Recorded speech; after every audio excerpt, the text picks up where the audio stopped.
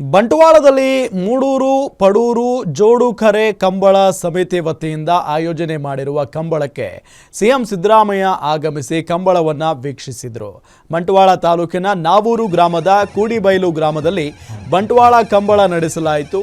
ಕಂಬಳ ಸಮಿತಿ ಗೌರವಾಧ್ಯಕ್ಷ ಮಾಜಿ ಸಚಿವ ಬಿ ರಮಾನಾಥ್ ರೈ ಅವರ ನೇತೃತ್ವದಲ್ಲಿ ನಡೀತಾ ಇರುವ ಕಂಬಳವನ್ನು ನೋಡೋದಕ್ಕೆ ನಾನು ಆಗಮಿಸಿದ್ದೇನೆ ಅಂತ ಹೇಳಿದರು. ರಮಾನಾಥ್ ರೈ ಸಚಿವರಾಗಿದ್ದಾಗ ಈ ಜಿಲ್ಲೆಗೆ ಅನುದಾನ ತಂದಿದ್ರು, ಆದರೂ ಅವರನ್ನು ಸೋಲಿಸಲಾಯಿತು. ಅವರು ಸೋಲಬಾರ್ದಾಗಿತ್ತು ಅಂತ ಹೇಳಿದರು.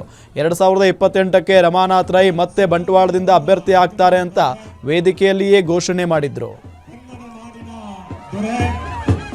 ಇಡೀ ವಿಶ್ವ ಗುರುತಿಸಿದಂತ ಮುಖ್ಯಮಂತ್ರಿ, ಆರ್ಥಿಕ ತಜ್ಞ, ಸನ್ಮಾನ್ಯ ಮುಖ್ಯಮಂತ್ರಿ ಶ್ರೀ ಸಿದ್ದರಾಮಯ್ಯರವರ ಆಗಮನ 15ನೇ ವರ್ಷದ ಮೂಡೂರು ಪಡುವನ್ಯ ಮುಖ್ಯಮಂತ್ರಿಗಳು ವೇದಿಕೆಯ ಕಡೆಗೆ ಆಗಮಿಸ್ತಾ ಇದ್ದಾರೆ.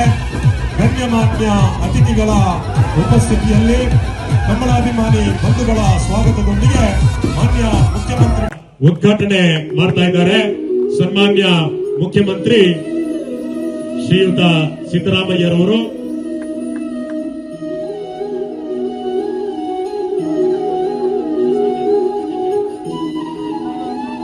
ಬಂಟ್ವಾಳದಲ್ಲಿ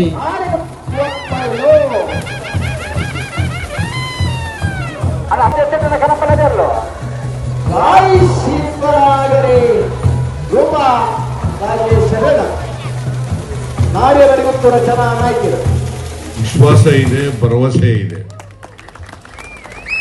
2028ಕ್ಕೂ ಕೂಡ ನಾವೇ ಅಧಿಕಾರಕ್ಕೆ ಬರ್ತೀವಿ.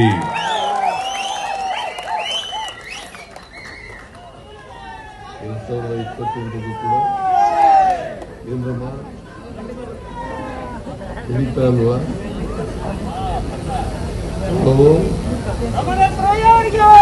2028ಕ್ಕೂ ಕೂಡ ಅಧಿಕಾರಕ್ಕೆ ಬಂದೇ ಬರ್ತೀವಿ.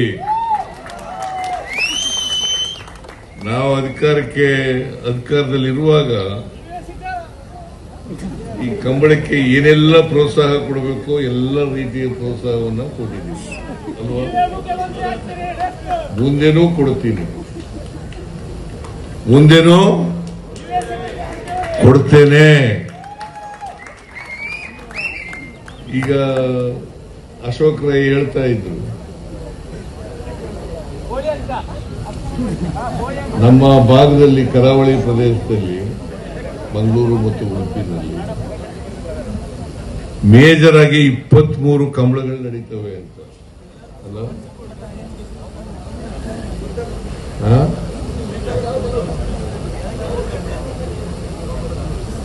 23 ಇವರು ಬೆಂಗಳೂರಿನಲ್ಲಿ ಮಾಡಿದ್ರು ಕಂಬಳನ. ಒಂದ್ಸರಿ ಅಶೋಕ್ ಕುಮಾರ್ ರೈ ಒಂದ್ಸರಿ ಬೆಂಗಳೂರು ನಗರದಲ್ಲಿ ಕಂಬಳ ಏರ್ಪಾಡು ಮಾಡಿದ್ರು ಅರಮನೆ ಆವರಣದಲ್ಲಿ.